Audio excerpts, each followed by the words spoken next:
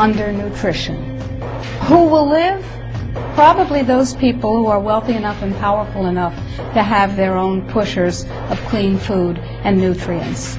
So we need your help, because the United States leadership is what's going to literally save the population of the planet. The UN has put out dozens of public documents where they're calling for an 80% world population reduction. In fact, at the Beijing Women's Conference, the World Conference, back in 1997, the head of the UN Food Program said, "We will use food as a weapon against the people."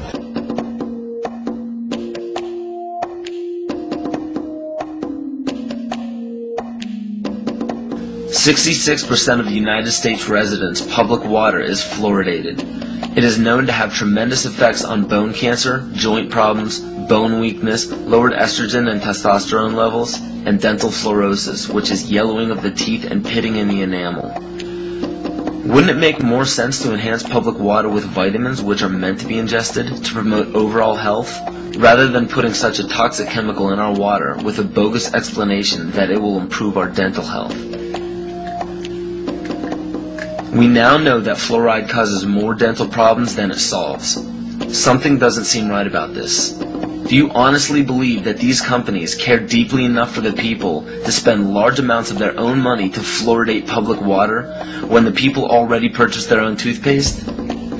But there's a difference between toothpaste and drinking water. We don't ingest toothpaste. If you go to any hardware store and look at any rat poison product, you will only find one ingredient: sodium fluoride. It is the most toxic ionic molecule outside of potassium dichromate. Now Dannon, along with other companies, have begun fluoridating bottled water. It is becoming increasingly difficult to get away from. And the fact that fluoride is also used in many prescription antidepressants shows that it eliminates aggression and motivation in people. Fluoride, to my knowledge as a physician, has absolutely no biological benefit whatsoever. But one of the significant things is that the Russians carried out all sorts of experiments on the people living in the Gulag. One of them, of course, was to fluoridate the water. Why? You fluoridate the water, why people are not as aggressive as they ordinarily would be. In fact, what is the active ingredient in Prozac that is so widely distributed in America today? Well, it's a fluoride compound. And now, we are finding that public water nationwide is showing up with arsenic, lead, cadmium, and thermonium, which is a radioactive form of lead. Cancer, lowered sex drive, birth defects, sedation, and brain defects. Does this not sound like a wonder drug for anyone aiming to control a population? It's quite astonishing, Paul, the degree to which environmentalists have not been educated about fluoride. You know, people have an unconscious trust in their doctor or their dentist, and if you can persuade doctors and dentists that fluoride is safe and good, then you're able to reach the rest of the nation. People believe their doctors and dentists, and that was a way of promoting fluoride for Bernays.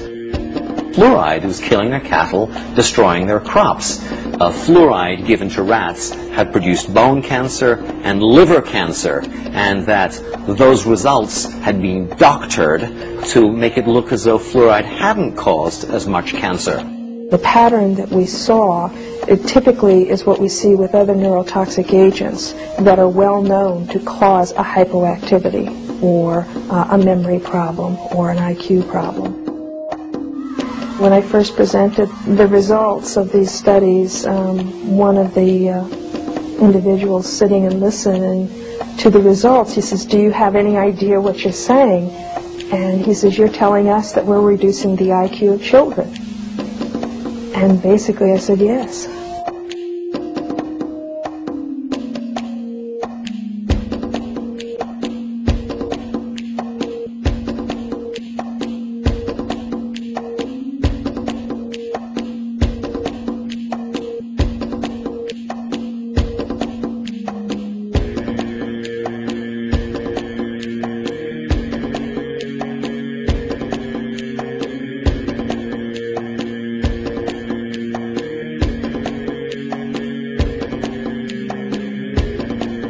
Aspartame.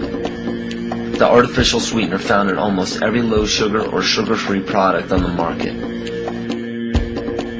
First of all, aspartame is made up of three things: methanol, which of course is what produces blindness, aspartic acid, and phenylalanine. These are all poisons. Aspartic acid, of course, produces brain lesions. This was known back in the early 1970s. Methanol produces blindness. Phenylalanine is what you see in the brain, and in high dosage it produces trauma. We're not making this all up. The FDA did publish back in, I think it was the 80s, they did publish the 92 potential side effects of aspartame. And they do, these side effects are quite, are extremely serious. Things like dizziness, problems with balance, abdominal pain and cramps, changes in vision, seizures and convulsions, etc., etc. So the nervous system seems to be one of the areas that's most affected. So we see people have difficulty thinking. They feel like they're walking around in a cloud or a fog. Yet despite all of these harmful effects, Donald Rumsfeld pushed it out into the stores in over 5,000 products when he was CEO of Searly, the company that manufactured aspartame.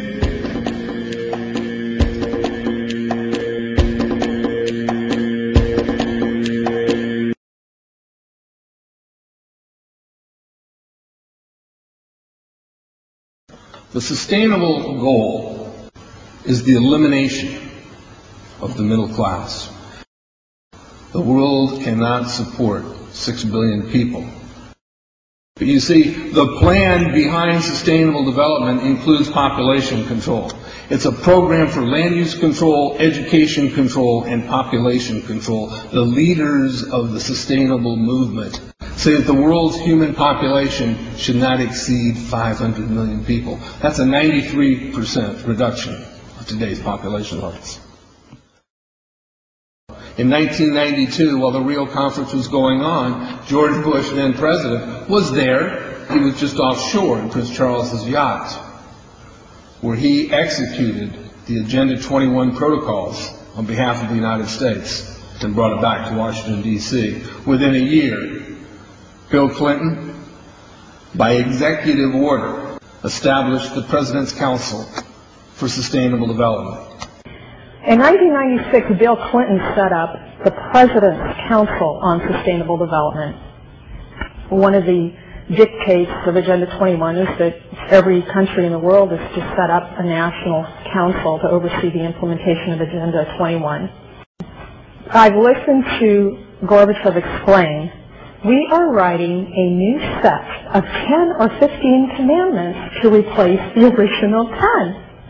Which one of the 10 do you think these guys don't like? Thou shalt not lie, thou shalt not steal, thou shalt not covet. Because I'll tell you what, these people have lied to us. They're in the process of stealing all of this nation's natural resources, and they covet everything you have left.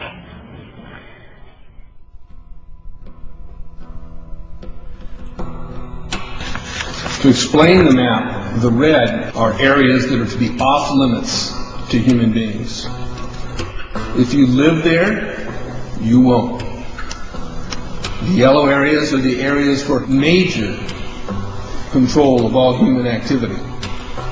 If you live there, you won't. The black dots are the smart growth zones. That's where human beings are to be stacked and packed in small living units along rail tracks. The Smart Growth Program ultimately has jobs assigned and children cared for by the state.